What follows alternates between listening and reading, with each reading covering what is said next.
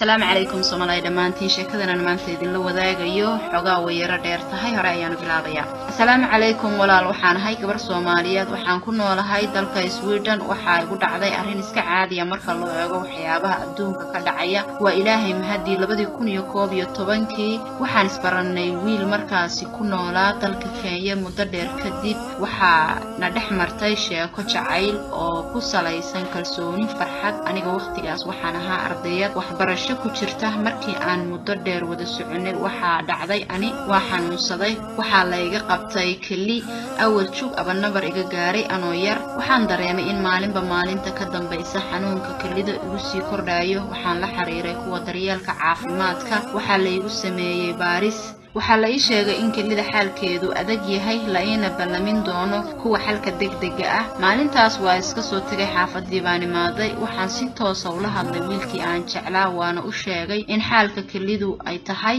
mid culus laakiin waa ii nasteexeeyay hadallo qalbiga ii dejiyay buu idhahay waxa la gaaray ballantii waana tagay markii kombiyuutarkii la isaaray waxa la ii sheegay in kalida ay madoobaatay wax rajo aanay lahayn waxaana la idhahay waa in laga saaro kalida runtii maalintaas waxay ii ahayd maalin cajiiba laakiin waa qadarta Alle waxaana la ii sameeyay ballan kale waa soo baxay waxaan imaaday xaafadda waxaan wacay inankii oo ogaa in aan ballan leeyahay wax walba waa u sheegay wuxuu ahaa qofka kaliya ee ila qaybsaday xaalka aan ku sugnaa markaas waqtigu waa socdaay waxa la gaaray ballantii waxa si degdeg ah la ii seexiyay qolka qaliinka alxamdulillah waa lagu guuleystay muddo kadib waxaan ka soo baxay isbitaalkii laakiin nasiib darro xaalku ma hagaagin waxaan noqday qof iska xanuunsan mar walba iska daalan markii aan muddo joogay waxaan dib ugu laabtay dhakhtarkii waxaana la ii sheegay in kalida kale xataa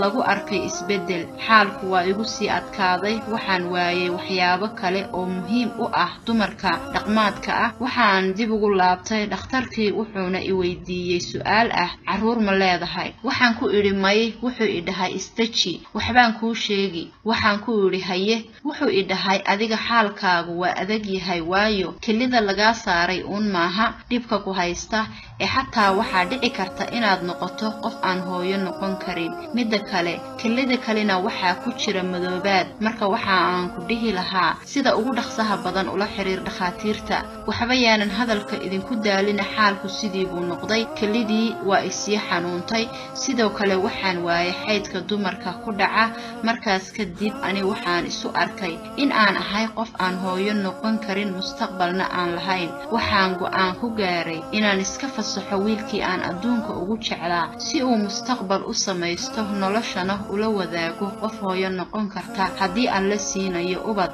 runtii waxay ii ahayd maalmo adag waase iga diiday inaan xiriirkeena meesha ka saaro balse anaa ku adkaystay muddo kadib waa iga yeelay inaan kala harno laakiin wuxuu iga goostay dhammaan xiriirkii laakiin aniga waxa aan ku talagalay in uu mar uun iska kay iloobo maadaama aan ahay qof aan noloshiisa farxad dhammaystiran siin karin waxaan wajacay xaal adduun waxaan waayay qaar ka mid ah xubnihii jirkayga iyo jacaylkaygii oo aniga aan ku bariyay iga leexo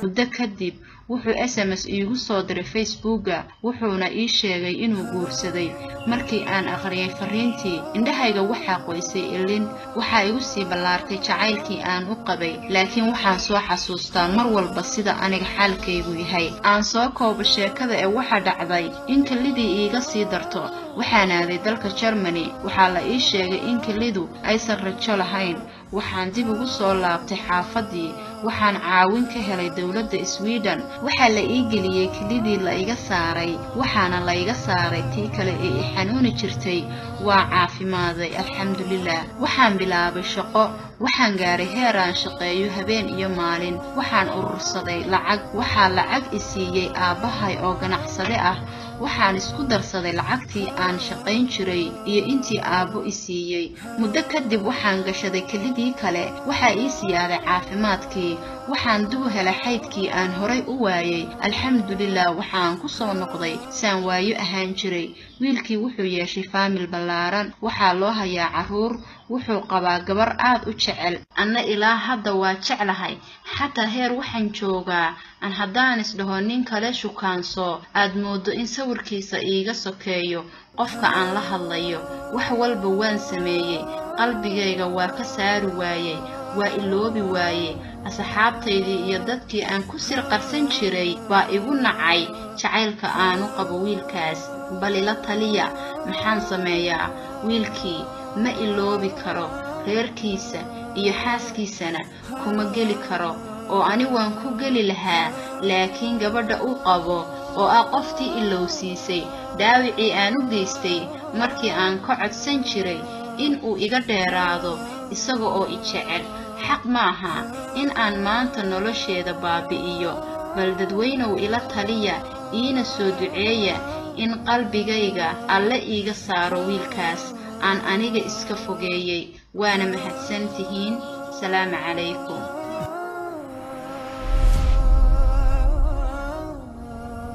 gaaray inaan iska fasaxo wiilkii aan adduunka ugu jeclaa si uu mustaqbal u samaysto noloshana ula wadaago qof hooyo noqon karta haddii aan la siinayo ubad runtii waxay ii ahayd maalmo adag waase iga diiday inaan xiriirkeena meesha ka saaro balse anaa ku adkaystay muddo kadib waa iga yeelay inaan kala harno laakiin wuxuu iga goostay dhammaan xiriirkii laakiin aniga waxa aan ku talagalay in uu mar uun iska kay iloobo maadaama aan ahay qof aan noloshiisa farxad dhammaystiran siin karin waxaan wajahay xaal adduun waxaan waayay qaar ka mid ah xubnihii jirkayga iyo jacaylkaygii oo aniga aan ku baryay iga leexo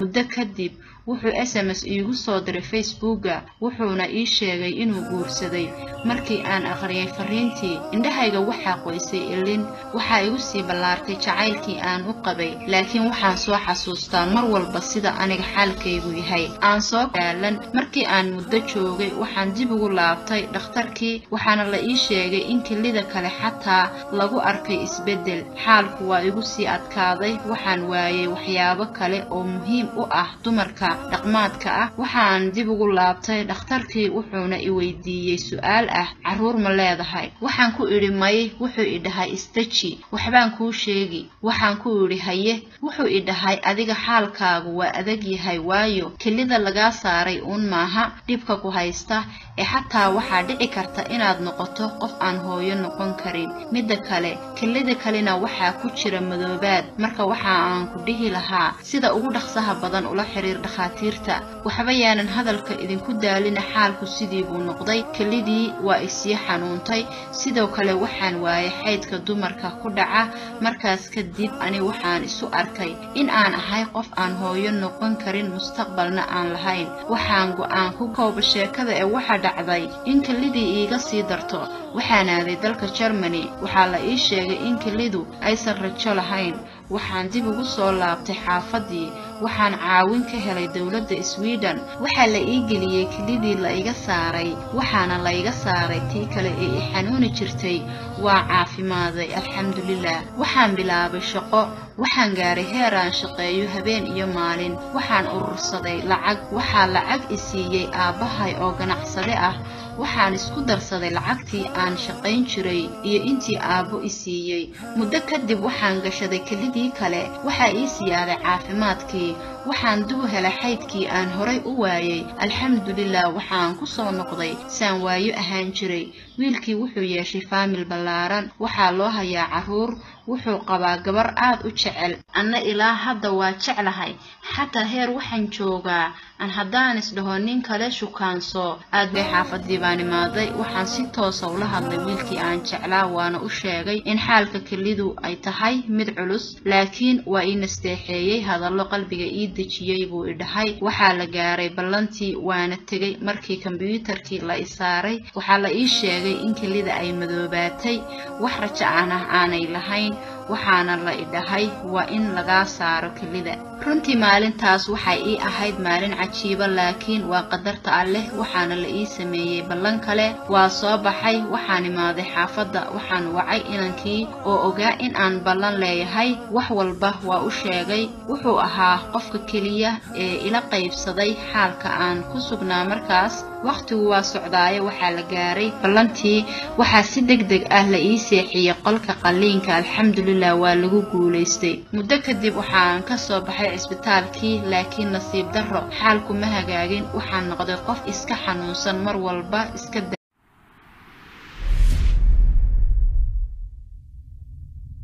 السلام عليكم سومالي دمانتين شكدنا نمانتي idinla wadaagayo xogaa way yara dheer tahay hore ayaan bilaabaya. السلام عليكم walaal waxaan ahay gabar Soomaaliyeed waxaan ku noolahay dalka Sweden. waxa igu dhacday arrin iska caadi ah marka loo eego waxyaabaha adduunka ka dhacaya. waa Ilaahay mahadii 2011 waxaan isbaranay wiil markaasi ku noolaa dalka Kenya muddo dheer kadib. waxaa na dhex martay sheeko jacayl oo ku salaysan kalsooni farxad. aniga waqtigaas waxaan ahaa ardayad waxbarasho ku jirta. markii aan muddo dheer wada soconay waxaa dhacday ani waa xanuunsaday. waxaa la iga qabtay keli awal jug aba nabar iga gaaray anoo yar. waxaan dareemay in maalinba maalinta ka dambaysa xanuunka kelida igu sii kordhayo. waxaan la xiriiray kuwa daryeelka caafimaadka. waxaa la igu sameeyay baaris. waxaa la ii sheegay in kelida xaalkeedu adag yahay, la ina ballamin doono kuwa xalka degdega ah. maalintaas waa iska soo